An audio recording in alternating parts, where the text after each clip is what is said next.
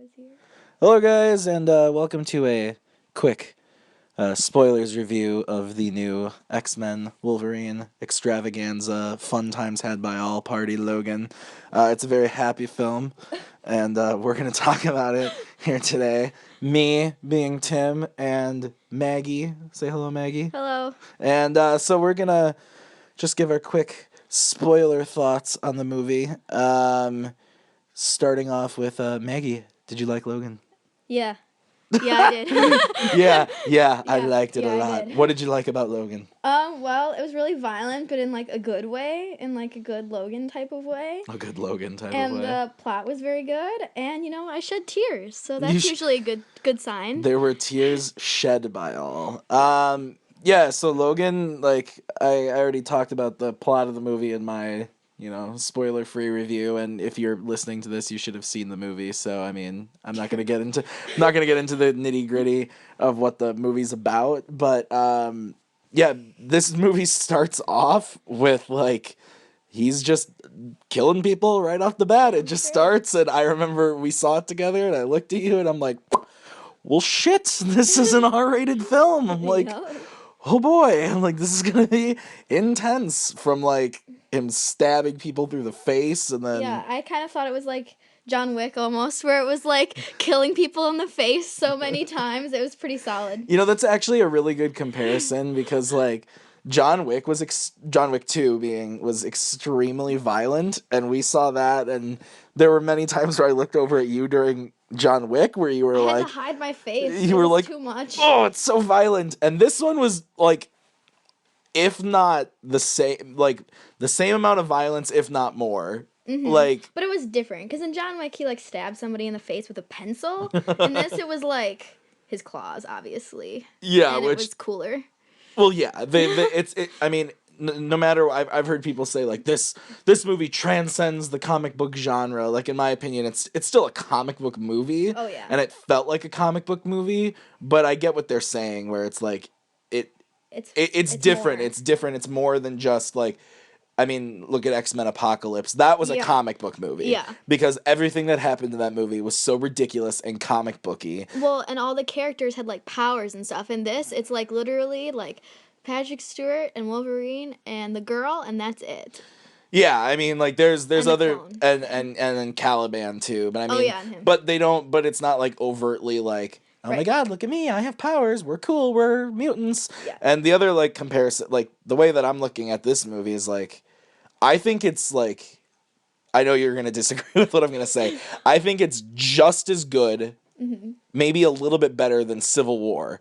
Oh no, I agree with you, Tim. I didn't like Civil War. Remember this. I know, and that's what I'm saying. So, but the way I'm looking at it though is like Civil War was like still a comic book movie, but that was like comic book movie at its like top, where like everything that happens in the movie, it is a little more like grounded, I would say, because it's the MCU or whatever, but they like, it's still extravagant. Like that airport scene is like one of the best comic book movie scenes ever. Right. But it's very comic booky. Logan feels like a comic book movie But while it's in the also real world. feeling, yeah, like it's in like that this could totally happen, even though like like it's ridiculous all at the same time. So I have a question. Is this like separate from all the other timelines, or like where does this fall? Because one of our coworkers at the theater last night was asking me. She was like, "I thought that Patrick Stewart already died," and I was like, I think this is like based off of it's like the end of the Days of Future Past type of timeline, and none of those things like. I want to agree with that. I think that's accurate. So I think the way that, but so the movie's interesting in that like the director James Mangold has like come out and said like, yeah, like the timeline is it's whatever, the timeline, Right. who cares? That's what I told her. But and that's how most of the X-Men movies have fallen, but then there are little hints in it where like he says like Charles is talking at one point about when they went to the Statue of Liberty, which is a callback to the Right. original X-Men movie, where at the end of the movie there's the giant fight on the Statue of Liberty between Sabretooth and Wolverine, and all the other X-Men are being trapped inside by Magneto, and so that was an obvious callback. But hypothetically, that would have never happened. But Logan would still have memories of all that stuff, but it's how did Charles have memories of that stuff? I don't know if he would though. You wouldn't. You No, would. because he woke up at the end of Days of Future Past, and he still had all those memories from the other one, and he was confused in how he got there. Yeah, that's He's true. the I only guess. one that remembers everything. The way that I like explain it to myself in my head is that, like they changed in Days of Future Past. They changed the timeline enough so that the Sentinels would not come and wipe out the mutants. Mm-hmm. But I think a lot of similar things still happen. Like Charles still formed the X-Men, obviously still had a feud with Eric, Magneto, and, but Cyclops and Storm and Jean Grey, they're all there at the mansion and everything's hunky-dory. So I feel like it's definitely possible that something like the first X-Men happened, right? Just not beat for beat like this one. Right. Well, and they talked about with what was the name of the albino guy?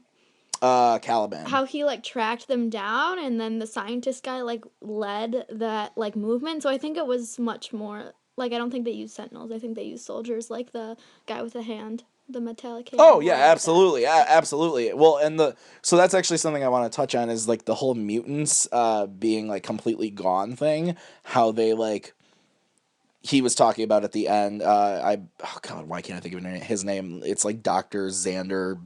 Whatever, the son of the Striker. Yeah. So he's talking about how he didn't mean to wipe out mutant kind or whatever. It just it was like a byproduct of like him trying to control it or something like that. Right. And I think that absolutely. They wanted to weaponize it. But at the same time, throughout the whole movie, Charles is struggling with the fact that, and they don't flat out say it, but he killed the X-Men.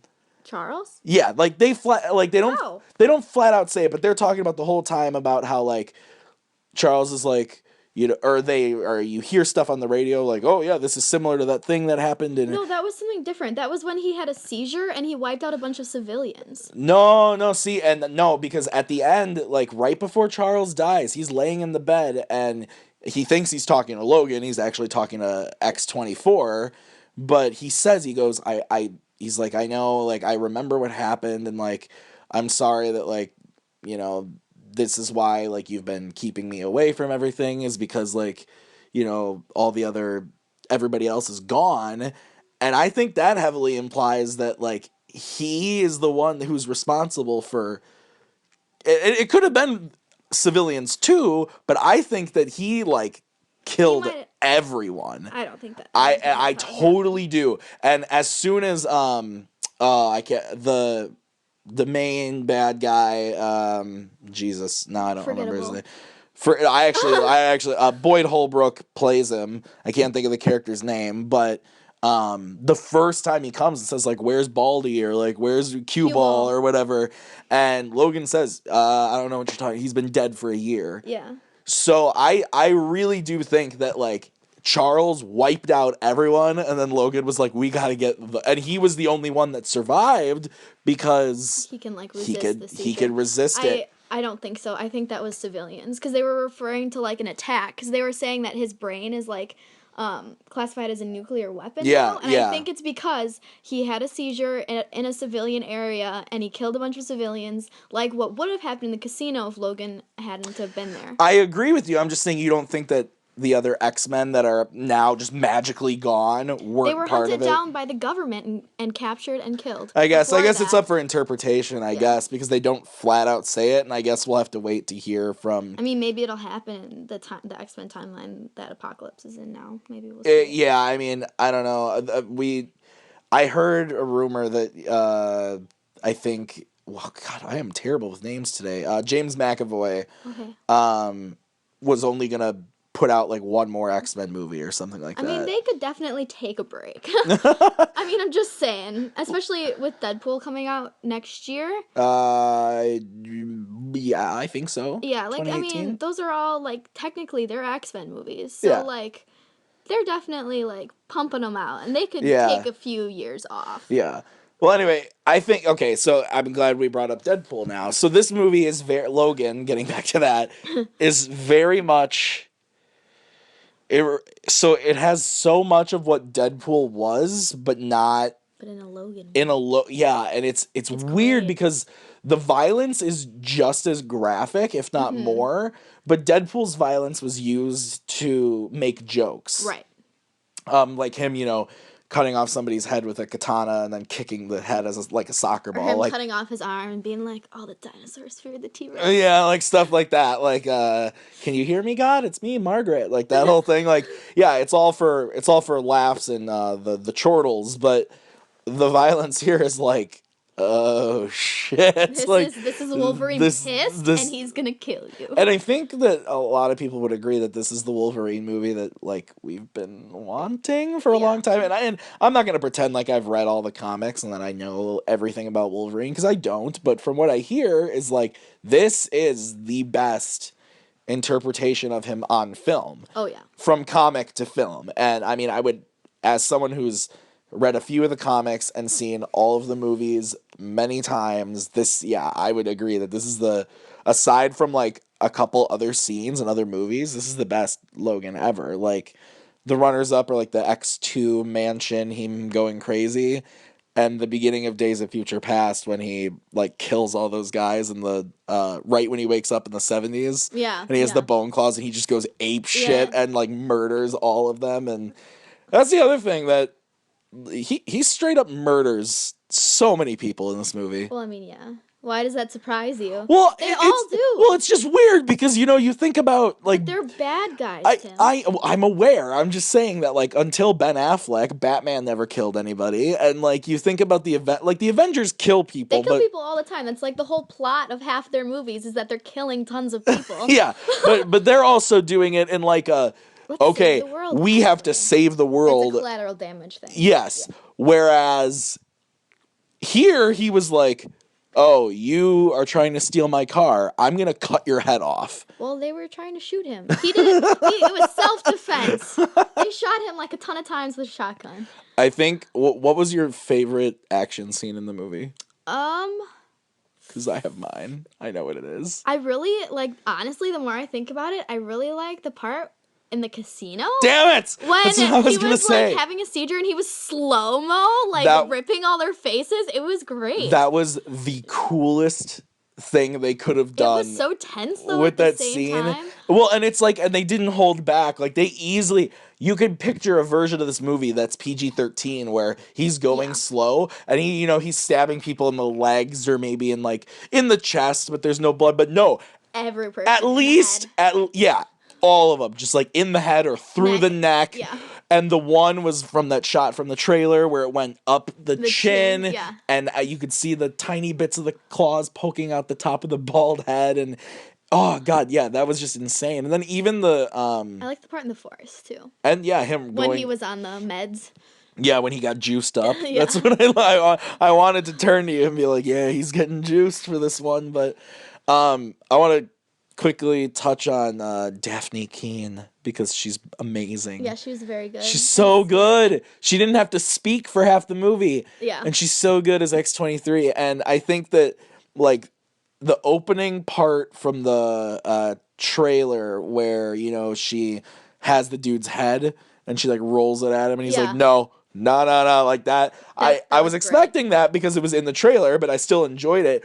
But when she starts going... She kicked ass. Oh my... And then the claws come out of her feet. Yeah, and she jumps up and, like, stabs him in the face with her foot. And I'm like, Yeah, that was so good. So just, like, her in general, like... And, when she did start speaking, and even at the end, like, this is spoilers... So when she calls him... Dad? She calls him Daddy. Yeah.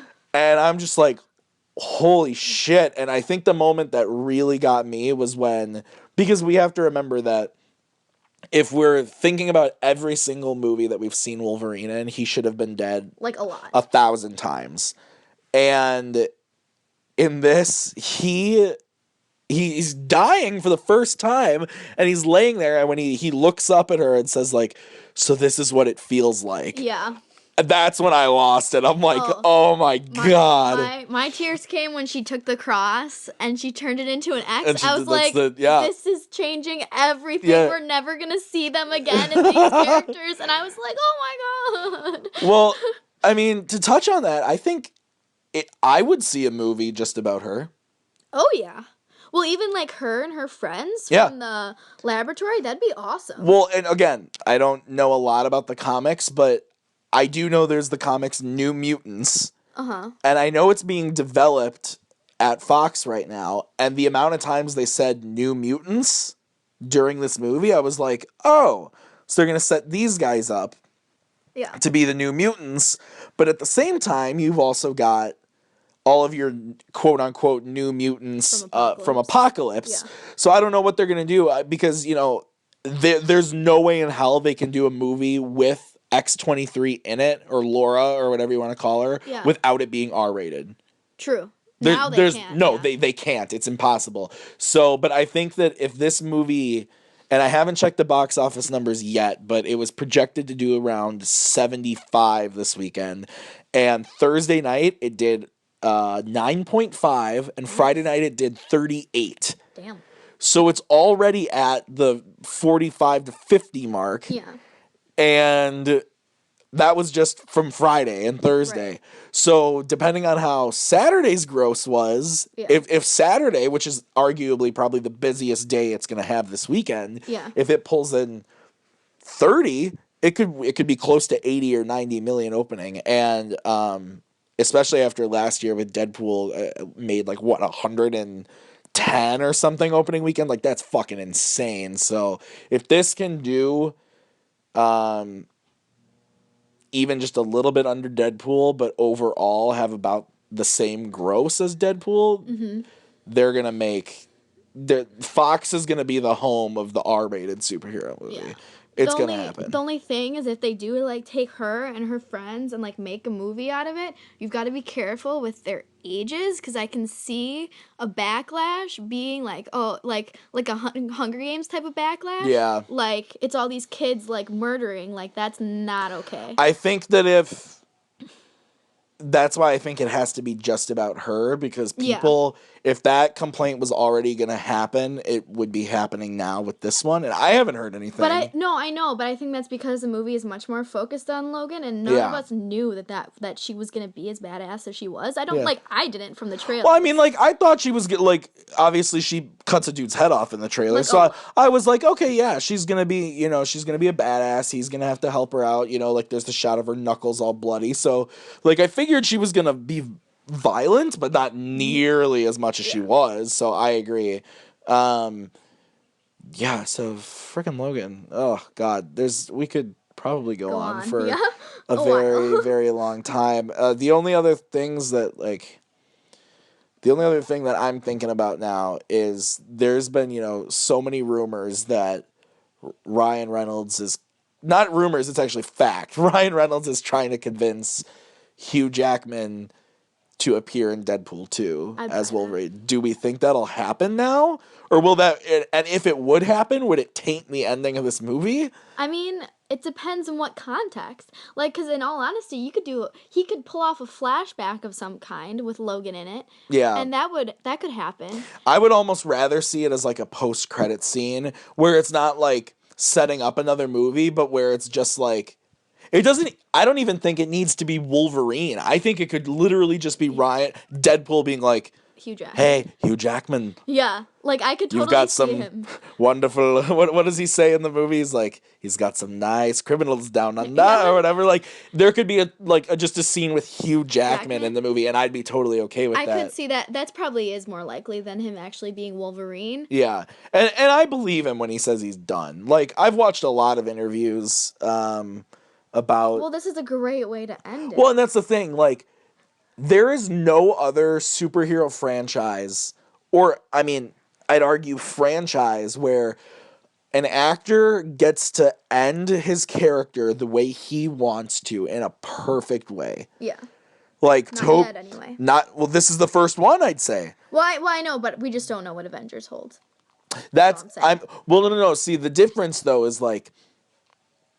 Okay, let's say Avengers Infinity War comes out, and at the end of the movie, Robert Downey Jr. dies. Yeah. Or Iron Man dies. Let's just say, I don't think that's going to happen, because he literally has nothing else going on. I think more likely Cap would die.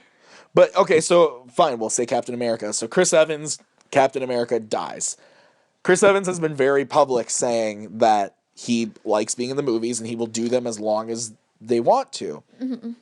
So if he dies in the movie, that's not on him. That's on the studio. That's on the studio making a creative choice, which I think would be amazing. And even though I love no Cap, one dies in Avengers. Exactly. So I think it would be brilliant.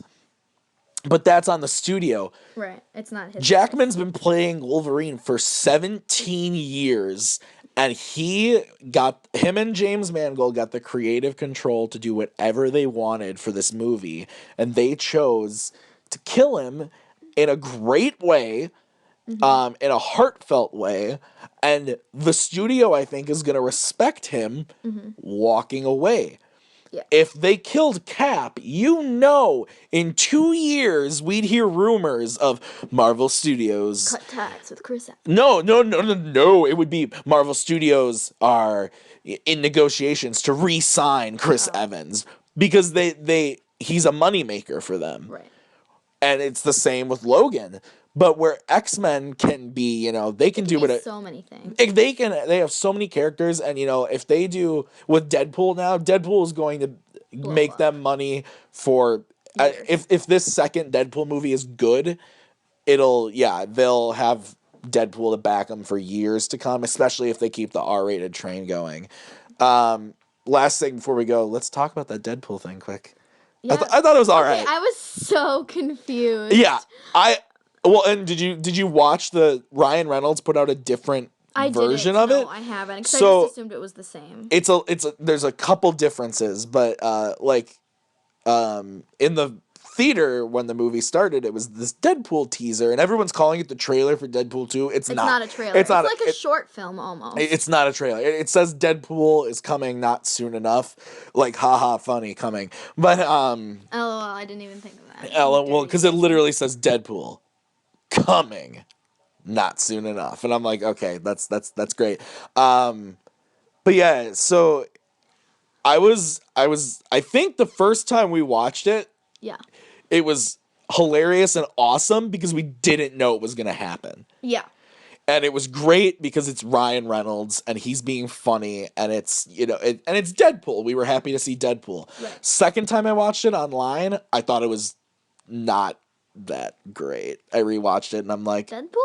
No, not the movie, the short. I was gonna say, I thought you were talking about Deadpool. I was like, Tim, no. No, I love Deadpool. I'm saying that the short thing. Yeah, I mean, it didn't have it was kind of weird. Like, honestly, I don't think that part's gonna be in the movie at all. I think it was just something they recorded. Oh yeah, absolutely. For this, because like the whole thing with the man in the alley and the Logan poster in the background. Like, I don't think this has anything to do at all with this next movie. No, it's just I to agree. Get people's interest. I agree. Yeah, it was okay. It's to keep Deadpool in the minds of people, which I don't think will be hard to do. But I actually read this morning, John Campea from Collider posted on his Facebook